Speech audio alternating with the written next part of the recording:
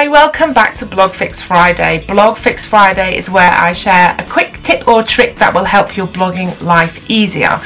Now, this week I decided to share how I write over 60 posts a month. Now, you don't have to write 60 posts a month. I think one of my top months was about 83 or something, but you don't have to produce that much content. If you do, you're probably a bit crazy, but I produce on average about 60 now, and I just thought I'd walk you through my process so you can maybe glean some information from it that you can use on your own blog. So first of all, how I start is literally the Editorial calendar plugin. I couldn't live without it. I've said it many times before. So if you're on WordPress and you haven't got the Editorial calendar plugin, go and do that now. So I'll wait here, so it's fine. You can pause this, go and put it on your blog, and then you can come back. If you've got it, we'll just carry on.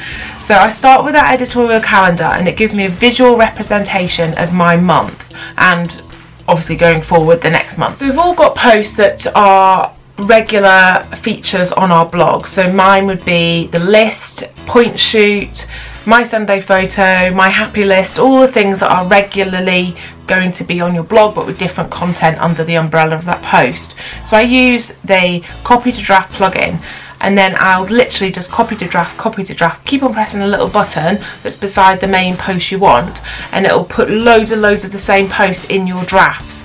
And then all I do is I drag them to the right place. So I drag all the list ones to Fridays, I drag all the happy lists to Saturdays, etc.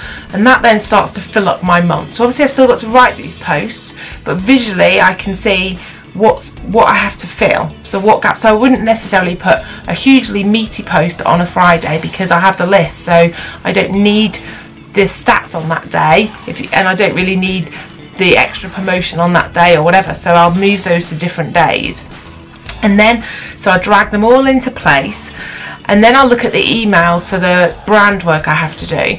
And if someone wants a post and they want it by the end of the month, what I might do is drag it to about 4 days off the end of the month, and then I know that it never gets pushed back, it never gets pushed further away, but I can bring it further towards me if I need to fill a gap, or if I'm not as busy as I thought I would be. But I know that it never gets pushed away, so it'll always be on time and it'll always be earlier than they expect, but it gives me some breathing space to move it around.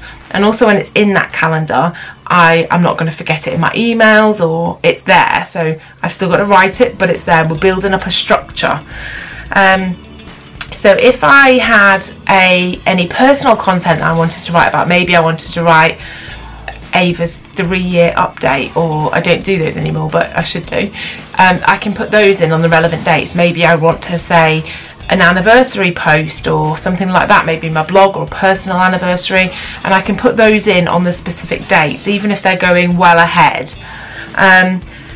Then if I've done a review, or for example we stayed at a Premier Inn on Saturday night, so as soon as I know that's happening, I can put a post in a few days after that stay to know that that's another thing that I have to do. So it's better than it's better than necessarily writing a to-do list. I've just dropped my phone, sorry.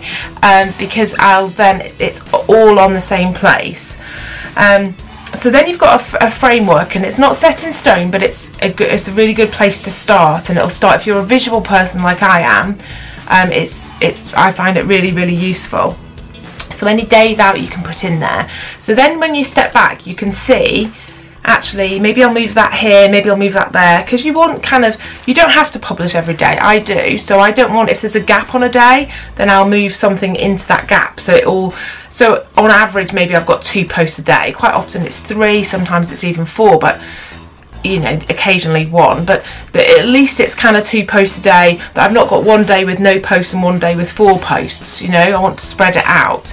And then I'll use productivity tips to make that happen. So I'll do batching, so I'll go and take as many photos as I can all at the same time. I'll then edit them all at the same time.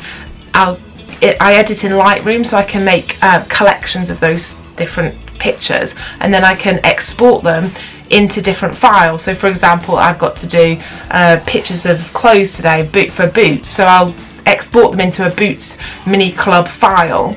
I might not have written the post yet, but the pictures then will be ready for me just to drop in. I might actually then go and drop all the pictures into the post and then save the post and do the words another time.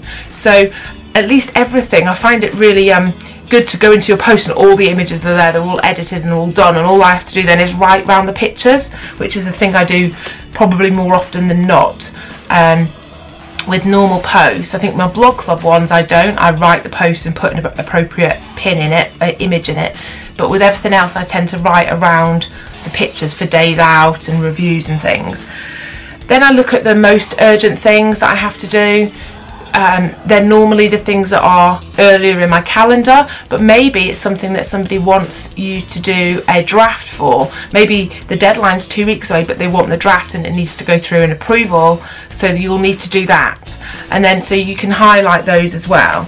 And that's pretty much how I do it, really. Then I'll go in and, as I said, I'll work on what has to be done. So then it'll go literally to a basic to-do list of, okay, today I have to do. So for me, example, today I have to do tomorrow's post. So I don't even know what they are yet. I think they're I think one's 25 winter post ideas or something. So I know that that needs to get written for tomorrow. I've kind of half done it, and I know the next one will be my life as a blogger vlog, which I've just recorded, but I know the ones that have to come, but equally if there's a draft I'll have to write that as well.